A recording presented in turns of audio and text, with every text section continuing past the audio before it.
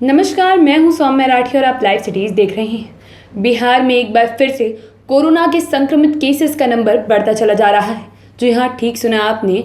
बीते दिनों से जो कुछ लोग लापरवाही को अपना चुके हैं, अब उन्हीं की वजह से बिहार में एक बार फिर से कोविड से संक्रमित लोगों की संख्या बढ़ती जा रही है। इससे बिहार की रिकवरी रेट पर भी असर पड़ा है। बता दें कि पिछले 3 दिनों से बिहार की रिकवरी रेट एक ही जगह पर अटकी पड़ी है। पिछले 3 दिन से बिहार की रिकवरी रेट 98.56% पर ही स्थिर है।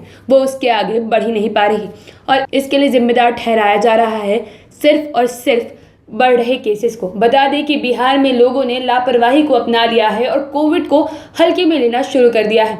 नतीजे स्वरूप कोविड के केसेस का ग्राफ बिहार में एक बार फिर से धीरे धीरे ही सही मगर बढ़ रहा है और शायद ये इस बात का भी संकेत है कि बिहार तीसरी लहर की तरफ अपने कदम बढ़ा रहा है।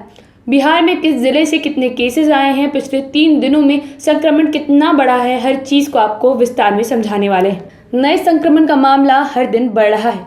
14 जुलाई को 24 घंटे में 113 नए संक्रमितों की पहचान की गई है।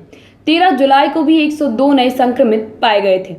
12 जुलाई को नए संक्रमितों की संख्या 72 थी। आंकड़ों में बढ़ोतरी के क्रम से अंदाजा लगाया जा सकता है कि कोरोना कितनी तेजी से आगे बढ़ रहा है। इसमें थोड़ी सी भी चूक हुई तो तीसरी लहर के आने का खतरा और बढ़ जाएगा। राजधानी पटना में भी नए संक्रमण की बढ़ने की रफ्तार ऐसी ही है। 14 जुलाई को 14 नए मामले सामने आए हैं, जबकि 13 जुलाई को नए मामलों की संख्या 11 थी।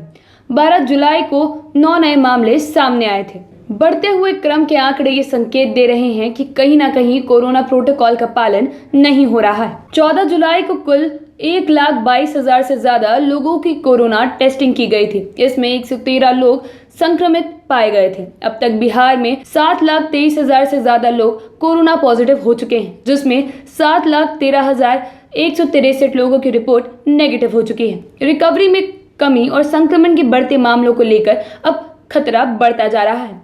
दूसरी लहर भी ऐसे ही धीरे धीरे बढ़ी थी। अगर थोड़ी सी भी चूक होती है तो संक्रमण की रफ्तार फिर से तेज हो जाएगी। कोरोना की तीसरी लहर भी ऐसे ही आने का खतरा बढ़ सकता है। बिहार में 24 घंटे में 2 लोगों की मौत हुई है। पटना में 1 संक्रमित की मौत हुई है, जबकि पटना में अब तक कुल 2,327 संक्रमितों की मृत्यु हो चुकी है। बिहार में 9,621 लोगों की मौत हुई है। मौत का आंकड़ा ऐसे ही घट बढ़ रहा है। हालांकि 13 जुलाई को बिहार में एक भी ऐसा व्यक्ति नहीं था जिसकी कोरोना संक्रमण की वजह से मृत्यु हुई हो। 12 जुलाई को 1 संक्रमित की मौत हुई थी। बात अगर 11 जुलाई की जाए तो उस दिन भी एक भी व्यक्ति की कोरोना संक्रमण की वजह से मृत्यु नहीं हुई थी।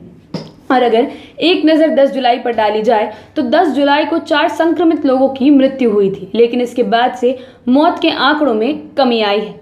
अगर संक्रमण में आप टॉप जिलों की बात करें तो सबसे ऊपर है बिहार की राजधानी पटना, जहां से 14 मामले सामने आए हैं। तो वहीं कटिहार से 8, खगड़िया से 8, सहरसा से 6 और बेगूसराय से 5 मामले मिले हैं।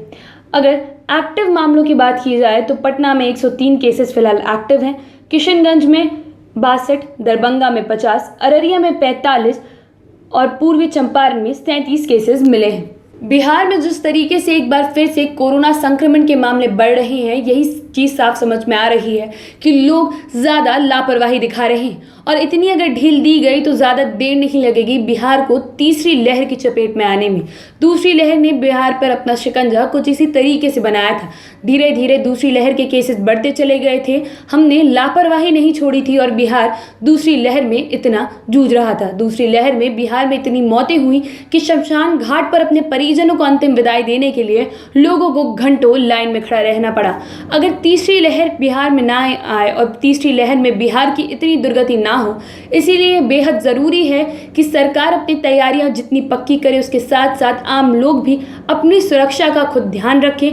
अन्यथा बिना किसी काम के घर से बाहर ना निकले, भीड़ भाड़ वाले इलाकों में ज़बरदस्ती ना जाएं और अपनी पर्सनल हाइजीन का, अपनी सैनिटाइजेशन का पूरे तरीके से ध्यान रखें। ऐसी अन्य वीडियोस के लिए आप हमारे चैनल के साथ लगातार बने रहें। अगर आप इस वीडियो को फेसबुक पर देख रहे हैं तो पेज को लाइक और शेयर ज़रूर करें। अगर आप इसे यूट्यूब पर देख रहे हैं तो चैनल को सब्सक्राइब करें। आप लाइव सिटीज़ को ट्विटर पर भी फॉलो कर सकते हैं। धन्यवाद।